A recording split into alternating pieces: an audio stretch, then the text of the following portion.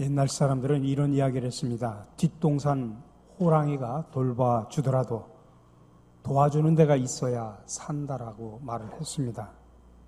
이 말은 인간은 자율적으로는 살 수 없는 존재라는 의미를 나타내고 있습니다. 스스로의 힘만으로는 결코 세상을 승리하며 살 수 없는 존재라는 것이 사실입니다. 그래서 사람들은 자기에게 힘이 되는 대상을 찾아서 거기에 의지하려고 애를 써왔습니다. 그렇지만 하나님이 아닌 그 어떤 대상도 진정한 도움이 못 된다는 것에 우리가 유의를 해야 됩니다. 성경에서도 말합니다. 이사야 45장에 보면 나무 우상을 가지고 다니며 구원하지 못하는 신에게 기도하는 자들은 무지한 자들이니라. 시편 121편에서도 말합니다. 내가 산을 향하여 눈을 들리라. 나의 도움이 어디서 올까? 나의 도움은 천지를 지으신 여호와에게서로다. 미국의 흑인 작가 가운데 알렉스 헤일리라고 하는 분이 계십니다. 그는 뉴욕에서 태어나서 해안 경비대에 입대를 해서 근무하던 사람입니다. 근데 그 마음속에는 항상 자기는 나중에 커서 글을 써서 작가가 되고 싶다고 하는 그런 열망이 늘 마음속에 불꽃처럼 타올랐습니다. 그래서 틈틈이 글을 써서 출판사에 보냈지만은 번번이 거절을 당합니다. 그것도 무려 8년 동안 시도를 해봤지만 100통이 넘는 거절 편지만 받았습니다. 그러다가 그가 1965년 흑인 지도자였던 말콤 X와 인터뷰한 내용을 리더스 다이제스트에 기고를 했는데 이것이 히트를 쳤습니다. 그래서 그는 말콤 X라고 하는 이름으로 책을 출판하자 무려 600만 부 이상 팔리는 대박을 터뜨리고 말았습니다. 근데 헤일리는 여기에서 멈추지 않고 어릴 때 할머니로부터 들었던 가족사를 중심으로 해서 또 하나의 책을 쓰기 시작을 했습니다. 자기의 조모 이야기와 또 도서관에서 찾아서 모은 자료를 정리한 결과 자신의 7대 조부가 킨테라고 하는 아프리카 노예였다는 사실을 그는 발견하게 됐습니다. 어떻게 보면 이렇게 까버리면 정말 부끄러울 수도 있는 가족사 이야기였지만은 그는 그 이야기를 소설화시켰습니다. 그것이 바로 뿔이라는 소설입니다. 당시 800만 부 이상 팔렸고 이것이 37개 국어로 번역되었고 특별히 ABC TV에서 이것을 미니 시리즈로 방영하면서 헤일리는 세계적인 명성을 얻게 됩니다. 그런데 이 헤일리가 생전에 그의 사무실에 가면 재미난 그림 하나가 걸려 있었다고 합니다. 거북이 한 마리가 담장 꼭대기에 앉아있는 그림입니다. 그래서 그 방을 드나드는 사람들이 왜 이 그림을 여기에다 붙여놨느냐라고 물으면 그는 꼭 이렇게 대답을 했다고 합니다. 이 거북이가 자신의 힘으로 저 높은 담장 꼭대기에 올라가 있다고 생각을 하십니까? 그것은 불가능한 일입니다. 누군가가 도와줬기 때문입니다. 오늘날 제가 이렇듯 큰 명성을 얻게 된 것은 제 힘 때문이 아닙니다. 이것을 잊지 않기 위해서 저 그림을 걸어놓은 것입니다. 그렇습니다. 누구도 혼자 성공의 담장을 올라갈 수가 없습니다. 그러나 하나님께서 밀어주시면 가능함을 믿으시기 바랍니다. 하나님은 모든 장애물을 제거하시고 우리를 도우실 충분한 능력을 갖고 계시기 때문입니다. 그런데 하나님께서는 직접 우리 가운데 오셔서 우리의 삶을 개입하셔서 인도하시고 도우실 수도 있지만 때로는 하나님은 천사를 통해서 도와주시기도 합니다. 천사는 하나님의 말씀을 선포하고 그분의 계획을 수행하는 그런 존재이기 때문입니다. 그래서 구약성경에 보면 천사 중에도 특별한 천사가 한 분이 등장을 합니다. 사람의 모양을 한 분으로 하나님 자신과 동일시하기 때문입니다. 아브라함이 만나서 대화를 했던 여호와의 사자가 바로 그런 천사였고 야곱이 야복강 나루에서 밤새 씨름했던 경우도 바로 천사였습니다. 또 삼손의 부모에게 잉태 소식을 알려줬던 여호와의 사자도 바로 천사였습니다. 이분이 누굴까요? 주석가들의 해석의 차이가 좀 있지만은 바로 성육신 이전에 예수 그리스도로 보는 견해가 대부분입니다. 사자라는 표현을 썼지만 그 자신을 여호와 하나님과 동일시했기 때문입니다. 오늘 읽은 본문인 우리가 이 10장 다니엘서 10장을 읽었습니다마는 이 10장 속에서도 이분이 등장합니다. 세마포 옷을 입은 한 사람이라고 표현을 했고 인자와 같은 이라고 표현하기도 했습니다마는 그 천사의 모습이 바로 주님이심이 분명합니다. 주님은 다니엘이 큰 충격과 두려움 속에 있을 때 그에게 나타나서 다니엘을 도와주셨습니다. 그리고 오늘 다니엘이 충격을 받은 이유는 그가 본 환상 때문이었습니다. 그것은 큰 전쟁에 관한 것입니다. 물론 히브리 원문에는 전쟁이라는 단어를 사용하고 있지 않습니다. 거기에는 오래전에 정해진 때라는 표현만 나와 있습니다. 아마도 마지막 시대에 일어날 종말론적인 어떤 전쟁을 의미하는 것일 겁니다. 물론 그 구체적인 내용이 11장에 나옵니다만 어쨌든 인간의 힘으로는 이겨낼 수 없는 무섭고 거대한 사건입니다. 이것을 본 다니엘이 무엇을 했습니까? 오늘 2절 3절에 보니까 새 이레 동안을 작정하고 새 이레가 차기까지 기도했다라고 표현합니다. 그것도 금식하면서 기름도 바르지 않은 채 전심을 다해서 기도했습니다. 하나님께서 개입해 주셔서 도와주시지 않으면 결코 감당할 수 없는 전쟁임을 알았기 때문입니다. 우리 사랑하는 성도 여러분, 오늘날 우리의 삶 속에서도 이런 작정 기도가 필요할 때가 있습니다. 우리 삶의 현실도 보면 얼마나 큰 전쟁들이 많습니까? 사실 우리가 살아가는 삶 자체가 전쟁터나 마찬가지입니다. 가정에서 일어나는 전쟁도 있죠. 부부 간의 전쟁도 있고 부모 자식 간의 갈등도 존재합니다. 사회생활 속에서도 큰 전쟁들이 얼마나 많습니까? 생존을 위해서 쟁취하고 빼앗는 전쟁을 우리는 매일 치르면서 살아가고 있습니다. 어떤 이는 육체의 질병과의 전쟁을 치르면서 고통을 당하기도 합니다. 그러나 그 무엇보다도 더 무서운 것은 영적인 전쟁입니다. 세속화된 세상과 악한 영들의 공격이 우리를 무너뜨리고 자녀들의 영혼까지 빼앗고 있습니다. 베드로전서 5장 8절 말씀처럼 마귀가 우는 사자같이 두루 다니며 삼킬 자를 찾는 이 마지막 시대, 우리 힘만으로 어떻게 이 수많은 전쟁들을 여러분 이겨내갈 수 있겠습니까? 그러므로 하나님께서 도우셔야 합니다. 신이 개입하셔서 우리를 가로막는 장애물들을 돌파해 주셔야 비로소 우리는 앞으로 전진을 할 수가 있습니다. 그러므로 위기가 찾아왔을 때 오늘 본문에 나오는 다니엘처럼 작정하고 전심을 다해 기도하는 것이 매우 중요합니다. 그때 하나님께서는 친히 천사를 통해서 개입하여 주시고 우리를 도와주시기 때문입니다.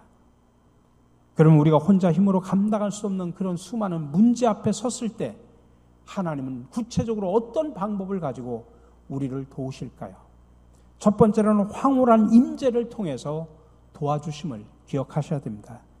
오늘 4절 말씀에 의하면 다니엘이 기도하기 시작한 지 21일째 되는 날이 첫째 달 24일이라고 표현했습니다. 이게 유대인의 달력으로는 니산월 24일입니다.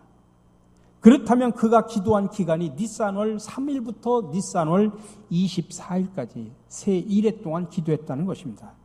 근데 이 기간에 유대인들이 지키는 유명한 절기가 있습니다. 그게 바로 유월절입니다. 그러므로 다니엘은 유월절 기간에 금식하며 기도했다는 이야기입니다. 근데 그때 기도 중에 세마포 옷을 입은 한 사람이 나타났다고 표현합니다. 그리고 5절, 6절에 보면 구체적으로 표현하는데 허리에는 우바스 순구문 띠를 띠었고 몸은 황옥 같고 얼굴은 번갯빛 같고 눈은 횃불 같고 팔과 발은 빛난 놋과 같고 말소리는 무리의 소리와 같더라 라고 표현했습니다. 이분이 바로 누굴까요? 바로 성육신 이전의 예수 그리스도라 이 말씀입니다. 아니 요한계시록에 보면은 사도 요한이 봤던 주님의 모습하고 똑같이 표현하고 있습니다. 계시록 1장 13절에서 15절에 보면 촛대 사이에 인자 같은 이가 발에 끌리는 옷을 입고 가슴에 금띠를 띠고 그의 머리와 털의 희기가 흰 양털 같고 눈 같으며 그의 눈은 불꽃 같고 그의 발은 풀무불에 단련한 빛난 주석 같고 그의 음성은 맑은 물소리와 같으며. 여러분, 기도하는 중에 얼마나 신비로운 장면을, 지금 황홀한 장면을 지금 다니엘이 경험하고 있다 이 말씀입니다. 유월절 기간에 금식하며 기도했더니 바로 그 유월절의 주인공인 어린 양 예수 그리스도가 직접 황홀한 경험 속에, 이 황홀한 신비 속에 그에게 나타났다고 하는 것을 지금 이런 식으로 표현하고 있는 것입니다. 여러분, 이보다 더 황홀한 체험이 어디 있습니까? 위대하신 하나님의 아들, 영광스러운 세마포를 입으신 주님께서 여러분들이 막 기도하고 있는데 여러분들 앞에 딱 서 계신다고 하면 한번 상상을 해보십시오. 황송함과 떨림과 감격으로 몸둘 바를 모를 것입니다. 우리가 부르는 찬송가 85장의 가사처럼 구주를 생각만 해도 내 마음이 좋거든 주 얼굴 비올 때야 얼마나 좋으랴. 여러분, 주님께서는 우리의 문제를 해결해 주시기 전에 우리가 기도하면 그분이 먼저 황홀하게 임재를 하신다는 사실을 우리에게 보여주고 있습니다. 그리고 낙심한 저와 여러분들을 만지시고 위로하시고 말씀을 해 주십니다. 이것이 우리 믿는 자들이 그 무엇보다도 받아야 될 최고의 축복입니다. 주님의 임재 속에 있으면 그 어떤 난제도 이제 더 이상 문제가 되지 않기 때문입니다. 근데 이 놀라운 체험을 누가 했습니까? 7절에 보니까 이 환상을 나 다니엘이 홀로 보았고 나와 함께한 사람들은 보지 못했다. 그 기도하는 가운데 신비로운 예수님이 나타나는 그 신비로운 체험을 자기는 체험했는데, 기도하는 작정하고 기도하는 자기는 체험했는데 다른 사람들은 못 봤다 이 소리입니다. 기도했던 다니엘만 그 체험을 했다는 이야기입니다. 여기에 영적 체험의 신비가 여기에 담겨져 있습니다. 여러분, 이런 체험은 신비로운 것이고 이건 동시에 개인적인 것이라는 이야기입니다. 주변에 아무리 신비롭게 작정하고 기도하더라도 여러분, 그 사람이 신비로운 체험을 한다고 그 옆에 있는 사람이 체험하는 것은 아닙니다. 부인이 신비로운 체험한다고 남편이 똑같이 신비로운 체험을 하는 것은 아닙니다. 그러므로 여러분, 우리가 살아가면서 인생 살면서 얼마나 수많은 전쟁을 치르며 살아갑니까? 너무나 힘듭니다. 그럴 때일수록 여러분들 작정하고 기도하시면서 주님의 갈망을 간절히 원해야 됩니다. 그분과의 깊은 교제를 추구해야 됩니다. 그래서 하나님이 임재하시는 이러한 황홀한 체험을 경험하셔야 됩니다. 그때 비로소 우리의 내면이 변화가 되고 우리는 새로운 단계로 한 단계 더 성숙하게 됨을 믿으시기 바랍니다. 두 번째로, 하나님은 철저한 응답을 통해서 도와주십니다.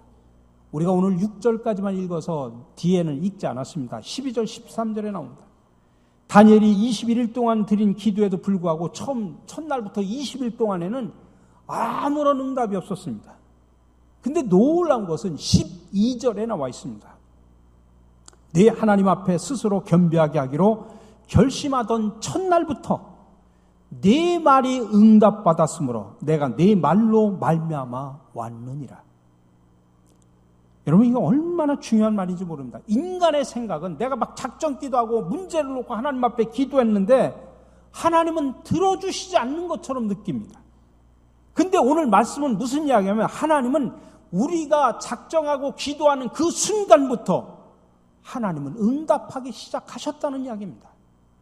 다만 최상의 응답이 오기까지 지체되는 것처럼 우리가 느껴질 뿐이지 하나님은 내가 작정하고 기도하는 그 순간부터 하나님은 응답하고 계셨다 이 말씀입니다. 오늘 본문의 경우는 영적 전쟁을 치르기 위해서 지체되었다라고 표현합니다. 13절에 보니까 바사 왕국의 군주가 20일 동안 나를 막았다라고 표현하는 이 영적 전쟁을 말합니다. 여기서 군주라고 하는 것은 권세자, 왕자 이런 뜻인데 공중 권세 잡은 마귀를 표현할 때 주로 이 단어를 많이 사용합니다. 다시 말하면 세상의 권세를 잡은 악한 세력들이 때로 우리의 사역을 가로막고 우리의 삶을 방해할 때가 참으로 많이 있다는 사실입니다. 그러나 여러분들, 그들이 과연 하나님을 막을 수 있을까요? 절대로 막을 수가 없습니다.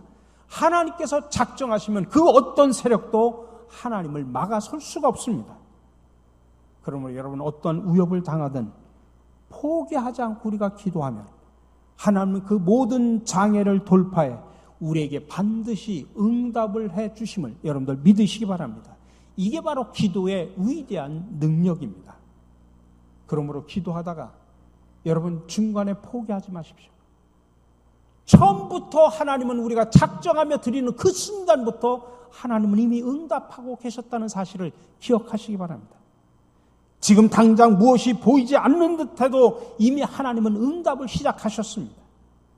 끝까지 포기하지 않고 작정한 기도의 양을 채우면 하나님은 반드시 기적들을 맛보게 해주신다는 사실을 여러분들 믿으시기 바랍니다.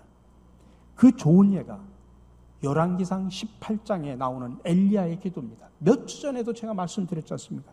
엘리야는 갈멜산 전투에서 거짓 선지자를 물리치고 큰 승리를 거뒀습니다. 근데 그것만으로는 충분하지 않았습니다. 왜 그러냐면 3년 6개월 동안 비가 오지 않아서 온 땅이 메말랐기 때문입니다. 백성들은 장기간 이어지는 기근 속에서 죽어가고 있는데 단순히 내가 바울과 싸워 이겼다고 하는 승전부만 전한다고 백성들의 문제가 풀어지는 것은 아닙니다. 그래서 결국 엘리야는 갈멜산 꼭대기로 올라가서 얼굴을 무릎 사이에 대고 전심을 다해 하나님 앞에 기도합니다. 그러자 하나님께서 즉각적인 응답을 해주셨습니까? 아닙니다. 6번을 계속 반복했지만 아무 일도 벌어지지 않았습니다. 근데 7번째 기도했을 때 비로소 하늘에 손만한 작은 구름이 일어났습니다. 7번째 기도했다는 얘기를 여러분 단순한 숫자로 이해하시면 안 됩니다. 7번이라고 하는 것은 완전수를 이야기하는 겁니다. 최대한 정말 많이 기도했다는 이야기입니다. 그렇게 7차례 기도한 것에 비하면 조그만 하늘에 있는 작은 구름은 작은 징조처럼 보였지만은 그것이 큰 기적을 동반한 단비가 되었다는 사실. 그래서 3년 6개월 동안 가물었던 땅이 장대비로 그 가뭄을 해결해 주었다는 이야기입니다. 여러분, 기도는 양이 차야 됩니다. 그때 주님이 아니면 주실 수 없는 최선의 응답을 받게 된다는 사실을 여러분들 믿으시기 바랍니다. 문제가 생겨서 잠깐 기도하고 돌아서서 왜 하나님 내가 기도했는데 안 들어주십니까? 여러분 그렇게 기도해 오셨습니까? 아닙니다. 기도는 양이 차야 됩니다. 6번째 기도에도 응답이 안 오는 것처럼 느껴지더라도 7번 기도하셔야 됩니다. 다시 말하면 최선을 다해서 기도하셔야 됩니다. 그 기도의 양이 차면 하나님께서 놀라운 기적을 동반해 주신다는 사실을 믿으시기 바랍니다. 마지막으로 하나님은 강력한 능력을 통해서 우리를 도와주십니다. 오늘 18절 19절의 말씀입니다. 또 사람의 모양 같은 것 하나가 나를 만지며 나를 강건하게 하여 이르되 큰 은총을 받은 사람이여 두려워하지 말라 평안하라 강건하라 강건하라. 그가 이같이 내게 말하며 내가 곧 힘이 나서 이르되 내 주께서 나를 강건하게 하셨사오니 말씀하옵소서. 여기서 나를 만졌다라고 하는 것은 손을 얹었다라는 뜻입니다. 유대인들이 흔히 하는 안수기도의 모습을 말하는 것입니다. 그 순간 곧 힘이 났다는 이야기입니다. 근데 이 말은 문법적으로 보면 수동태라고 표현합니다. 그 말은 뭐냐면 다윗이 갑자기 힘을 낸 게 아니라 다윗에게 갑자기 힘이 주어졌다 그 뜻입니다. 여러분 사실 다니엘은 21일 동안 금식하며 기도하느라고 지금 완전히 기진맥진한 상태입니다. 자기 지금 스스로 일어날 기력조차 줬습니다. 근데 인자의 손이 천사와 같은 인자의 손이 와가지고 자기 몸에 닿자마자 자기가 강건한 힘을 얻게 되었다는 이야기입니다. 어떻게 이런 일이 가능할까? 그 까닭은 주님의 강력한 힘이 마치 전류가 흐르듯이 다니엘에게 전이가 되었기 때문입니다. 복음서에도 이런 예가 나옵니다. 마가복음 5장에 보면 12년 동안 혈류병을 앓아왔던 한 여자 이야기가 나옵니다. 혈류증에는 여자에게 수치스럽고 더러운 병입니다. 그래서 어떻게든 고쳐보려고 수많은 의사들을 찾아다니고 엄청난 돈을 썼지만 아무 소용이 없었습니다. 인간이 가진 능력이 대단해 보이지만 이렇게 실상 죽음의 질병 앞에서는 속수무책일 수밖에 없습니다. 근데 이 여인이 그 동네에 예수님이 온다는 소문을 듣고 무리 가운데 끼어가지고 뒤에서 예수님의 옷자락을 손으로 만졌습니다. 그 순간 혈류의 근원이 말아버리고 병이 깨끗하게 치유됐다는 이야기입니다. 그때 예수님께서 뭐라고 그러냐면 자신에게서 능력이 나간 줄 아시고 누가 내 옷에 손을 대었느냐라고 묻습니다. 다시 말하면 예수님의 능력이 전이 된 사실을 예수님도 감지를 하신 겁니다. 여러분, 주님의 능력은 천지 만물을 창조하신 창조의 능력임을 기억하시기 바랍니다. 그러므로 그분에게는 못 고칠 질병이 없고 깨트리지 못할 장벽이 없다는 사실을 믿으시기 바랍니다. 그래서 그분의 손이 닿기만 하면 여러분 기적의 사건이 일어남을 믿으시기 바랍니다. 저와 여러분들에게도 이 능력이 필요합니다. 우리가 가진 힘으로는 아무리 발버둥 쳐도 풀리지 않는 문제들이 너무나 많기 때문입니다. 여러분, 가정의 위기가 올 때 내 힘으로 풀 수 있습니까? 반항하며 탈선하는 자녀들의 문제, 여러분 부부의 노력으로만 해결이 가능합니까? 기울어가는 사업과 실직의 고통을 우리 손으로 여러분 반전시킬 수 있습니까? 중병을 선고받고 시한부 인생을 사는 사람이 자신의 힘만으로 일어설 수 있습니까? 결코 그럴 수가 없습니다. 그러나 주님이 개입하시면 달라짐을 믿으시기 바랍니다. 하늘과 땅의 모든 권세를 가지신 하나님이시기 때문입니다. 오늘 기진하여 쓰러진 다니엘을 찾아가셔서 뭐라고 말합니까? 두려워 말라, 평안하라, 강건하라, 그렇게 말씀하신 그 분께서 오늘 여러분의 위기 속에 찾아오셔서 새로운 기적은 얼마든지 만들어낼 수 있습니다. 그분만이 모든 우리 인생의 퍼즐들을 해결할 수 있는 유일한 해답이기 때문에 그렇습니다. 어느 날 목사님이 토요일 저녁에 설교를 준비를 하고 있는데 아래층에서 아이들이 막 떠드는 소리 때문에 집중을 할 수가 없었습니다. 여러분도 아시겠지만 목사가 설교를 준비할 때가 무지하게 신경이 날카롭습니다. 집중을 해야 되기 때문에. 그래서 평소에 바가지를 잘 긁던 사모도 목사가 설교를 준비한다면 아무 소리를 못합니다. 근데 아이들의 소라는 어쩔 수가 없죠.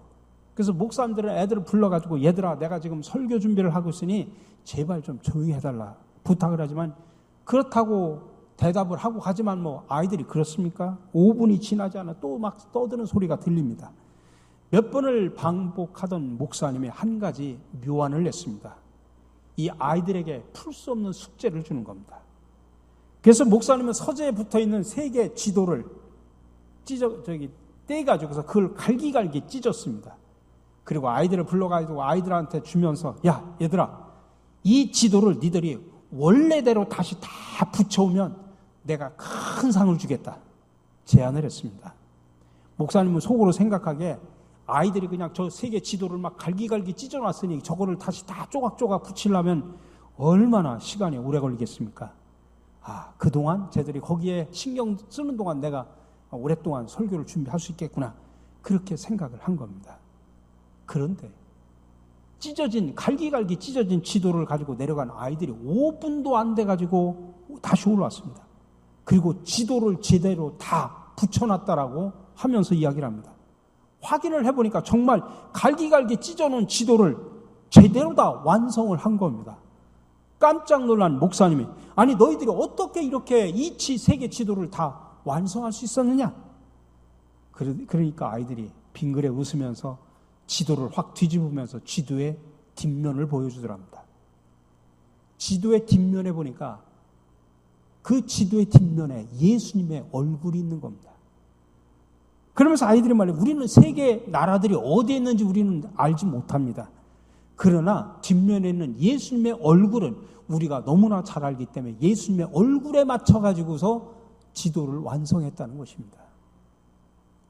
여러분, 예수님의 얼굴을 제자리에 붙였더니 복잡하게 찢겨진 3개의 지도가 자연스럽게 제자리를 찾더라는 이야기입니다.